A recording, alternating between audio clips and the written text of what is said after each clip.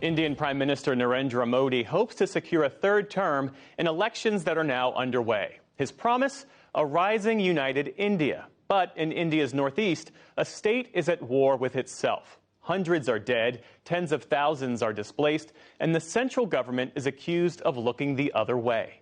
Producer Zeba Varsi got rare access to the deeply divided state of Manipur. And a warning, some details in her report are disturbing. It feels like a militarized border between two warring countries, but it's a road between two districts in an Indian state. Across 40 miles, we crossed a dozen checkpoints controlled by Indian security forces and civilian militias to reach the Christian minority stronghold, Chura Chandpur. Our fathers and forefathers lived together in Manipur. But the ethnic conflict in Manipur has been so sudden. 31-year-old Ichan Lunginlal is a Hindu from the majority Meitei tribe who was married to Lalnyo Lunginlal, a Christian of the minority KuKi tribe. They fell in love as teenagers. Their youngest daughter is 6-year-old Lam Kolhing. We could not spend even one day apart. It felt like a love straight out of a movie. It was difficult for us to spend any time away from each other. They did not consider themselves star-crossed, but their love story ended when Manipur's fault lines cracked. I spoke to him and asked, how is the situation right now? He responded and said the situation has become tense now. I could also hear his voice shaking, but he still consoled me and said, don't worry. At around 11 p.m. to 12 a.m., I received a call from my husband. And I could hear him shouting, Ichan, Ichan, they have found me and they are going to kill me.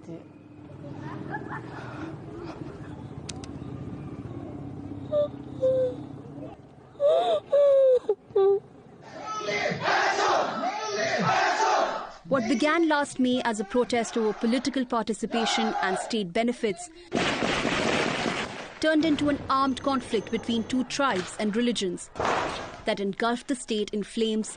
Entire villages were razed and hundreds of churches burnt. The bulk of the dead and missing belonged to the Christian KuKi minority, including Lalnyo Lunginlal. He was last seen in this video with two other Christian KuKi men left to bleed on the street.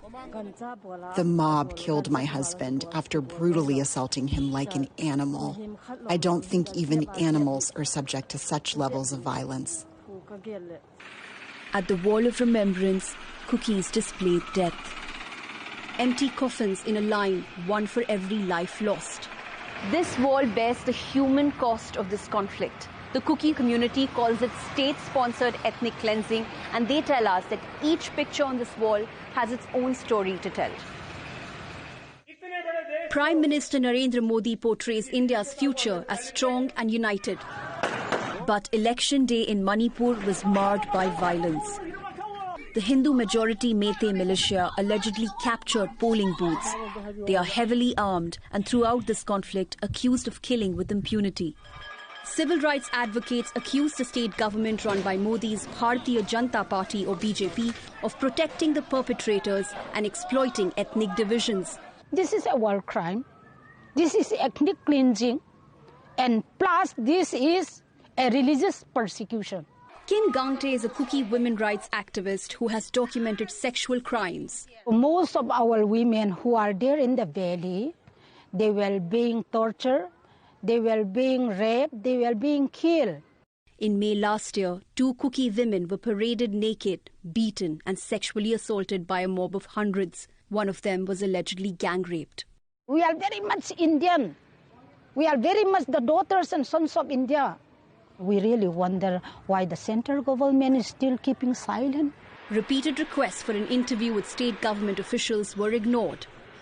After months of silence, Modi addressed the turmoil in Manipur only after the report of a gang rape. In this country, in any corner of this country, in any state government rising above politics, law and order and respect for women is important. I want to assure the countrymen that no culprit will be spared.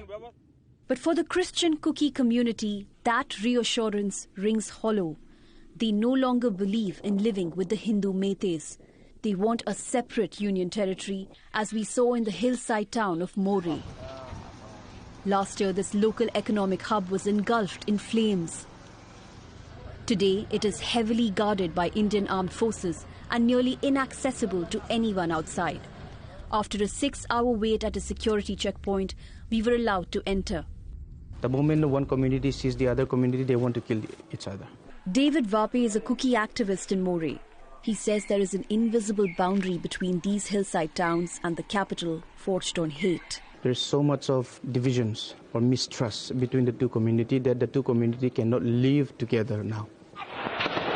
But Manipur's violence is on both sides. During our visit, an angry KuKi mob set the police station on fire.